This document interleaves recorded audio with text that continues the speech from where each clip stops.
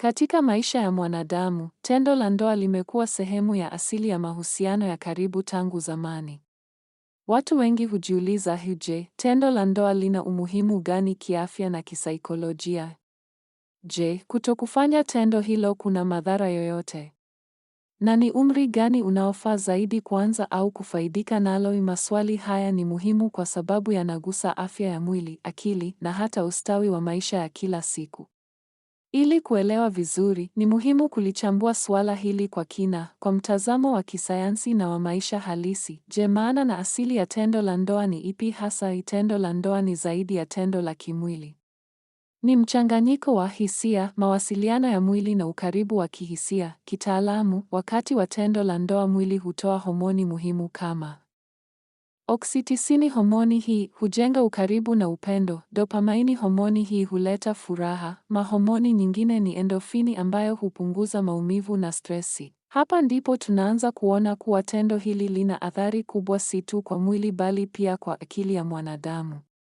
Kwani kila mwanadamu anahitaji homoni hizi kwa ajili ya afya ya akili, na kama tulivyoona, homoni hizi huzalishwa kwa wingi wakati wa tendo la ndoa ambalo limeridhiwa na wapenzi. Faida za tendo la ndoa kisaikolojia. Basi hebu tuangazie faida za tendo la ndoa kisaikolojia ni zipi hasa. Moja, kupunguza msongo wa mawazo. Katika maisha ya kisasa, watu wengi wanapitia presha, kazi, familia na changamoto za maisha.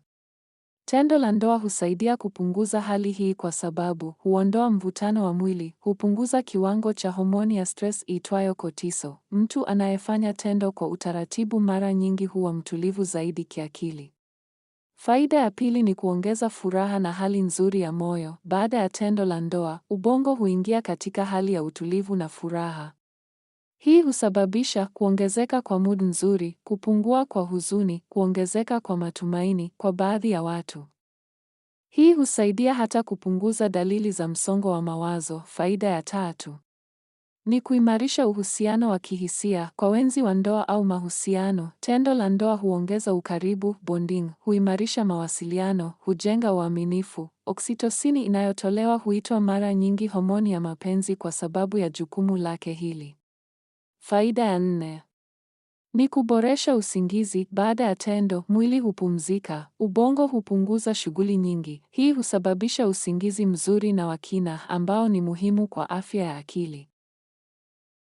Faida za kimwili. Mbali na akili, tendo la ndoa lina faida kadhaa za kimwili. Ni kama mazoezi mepesi ya mwili, huongeza mapigo ya moyo, huimarisha kinga ya mwili, husaidia mzunguko wa damu. Kwa baadhi ya watu hupunguza maumivu ya kichwa au mwili. Je, kuna madhara au athari za kutokufanya tendo la ndoa? Ni muhimu kuelewa ukweli huu. Kutokufanya tendo la ndoa si ugonjwa. Hata hivyo, kwa baadhi ya watu inaweza kuleta changamoto fulani. Moja, upweke wa kihisia. Watu wanaohitaji ukaribu wa kihisia wanaweza kujihisi wapweke, kukosa mtu wa kushirikiana naye kwa undani. Mbili, msukumo wa kimwili. Kwa watu wenye hamu kubwa ya tendo, kukosa tendo kunaweza kusababisha msongo wa ndani. Wakati mwingine hupelekea kuwaza sana mambo ya ngono. Tatu, kukosa baadhi ya faida za homoni. Kutofanya tendo kunaweza kumaanisha kukosa athari za oksitosin na endorfini, hivyo kupunguza baadhi ya faida za utulivu wa akili. Lakini ukweli muhimu, watu wengi duniani wanaishi bila kufanya tendo la ndoa na bado wana afya njema, wana furaha, wana maisha yenye mafanikio. Hii inaonyesha kuwa tendo la ndoa si lazima ili kuishi maisha bora. Swali la kujiuliza, je, ni mara ngapi sasa inashauriwa kiafya kufanya tendo la ndoa kwa mtu mzima mwenye rika la ndoa?